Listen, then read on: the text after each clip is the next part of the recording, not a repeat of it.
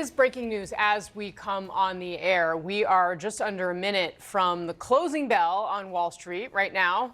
The Dow down around half a point, the S&P down about 0.4 of a point, and of course the tech-heavy Nasdaq seems to be faring a little bit better today, down just about 0.1 of a point. This slide coming in the wake of a brutal jobs report indicating that President Trump's policies appear to be weakening the U.S. economy. And there it is. There is the bell. It gets cheered like this every, the crowd there, obviously, having the chance to do this. But of course, it has been a difficult day from an economic news perspective. Just 22,000 jobs were added in August. That caused the unemployment rate to rise for the first time in nearly 4 years. The jobless rate, 4.3%, is now the highest it's been since 2021. You may remember what was happening back then.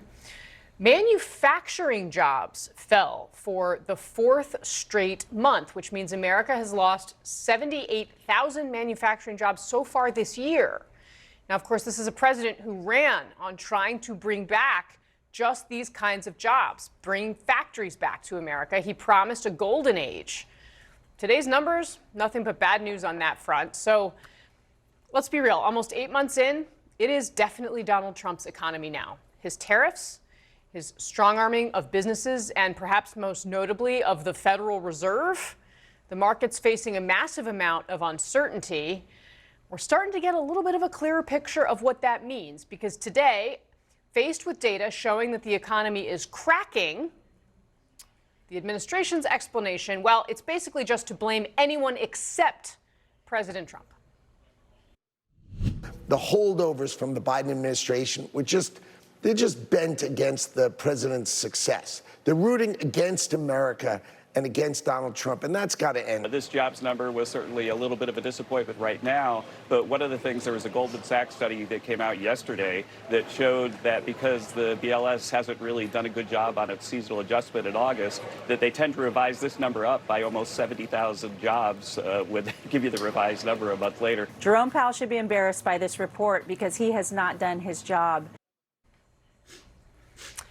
All right, let's get off the sidelines and head into the arena. My panel is here. We're also joined by CNN senior White House correspondent Kristen Holmes.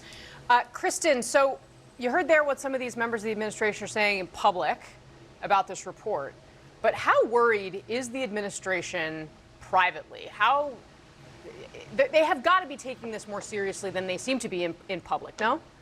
Yeah, I mean, Casey, look, they know what President Trump ran on. They know why he won. They can say that it was immigration. They can say that it was crime. But the deep, dark secret is that it was all the economy. And they know that. This is something that they had really pitched. They were going from state to state talking about inflation, and people wanted to see some ease on their wallet. Obviously, these numbers contribute to a downward turn in the economy. So this is not something they want to see. Also, this threatens their agenda. Now, of course, there is the speculation that this could long-term help President Trump because this is exactly what the Fed might need to actually cut those interest rates. But that's not going to reflect on President Trump. These are the numbers that reflect on President Trump's economy. And one of the things that you heard there, Kevin Hassett say, one of Trump's top financial advisors or economic advisors, is talking about, well, maybe the revisions will show that there is a big increase in these job numbers. I mean, just to go back to why it is that Donald Trump fired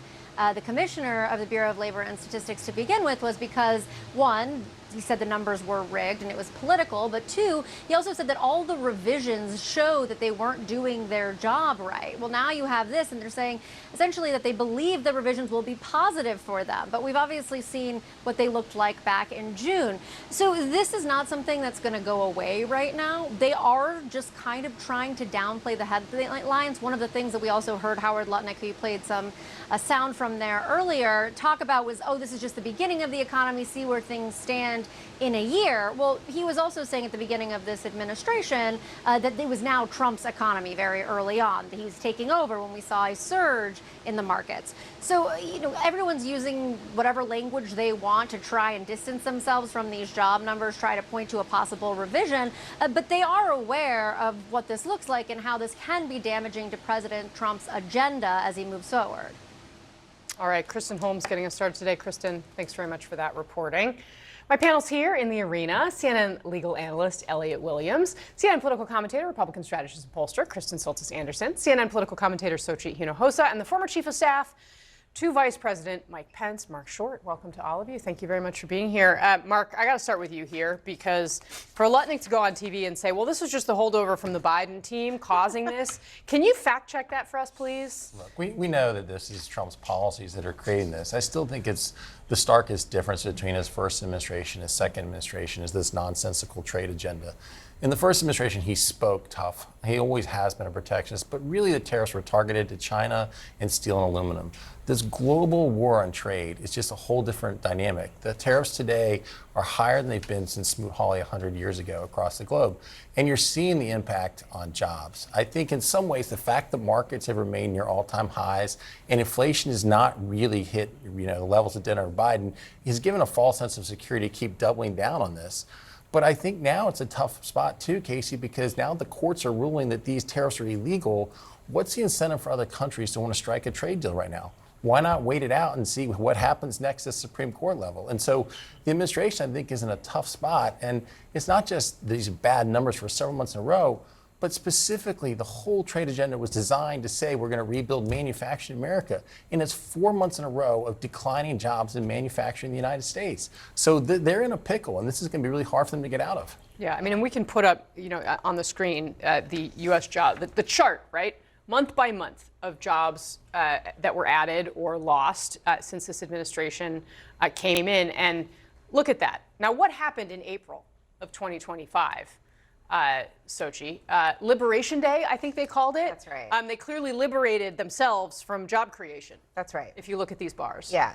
I mean, this is Donald Trump's economy, and I agree with you on tariffs. I think that at the beginning of the year, Donald Trump was saying, and the administration was saying, we just need a few months. We need a few months to show that at the end of the day, tariffs will be a good thing on our country. And we're seeing that with consumers and with businesses, the uncertainty of tariffs is really hurting things. And not only that, but you're also seeing that I think it was about 66% of overall, the job cuts are up 66% compared to the previous year. So this is bad news for Trump overall. We're almost 1 year from the midterm elections. Democrats will be hammering the economy. That is why Trump was elected. If he does not correct course in the economy, it is going to be a bloodbath for Republicans next November. And so at this point, I think this isn't a golden age. The only good thing about this trade agenda is some Democrats are actually becoming free traders now. Silver lining for you there, Mark. Kristen Soltis Anderson, I want to show you something. Sochi mentions the midterms, right? I know you're doing lots and lots of polling on this. It's clear that this is becoming that people are starting to feel this in their real lives, right? And we're going to turn to a TikTok trend to prove that. This is a trend on TikTok. It is known as job hugging.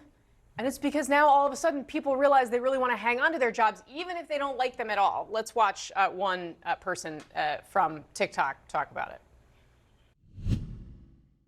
I got 2 kids. I'm job hugging. I don't know anybody right now, at least in my position, that's job hopping.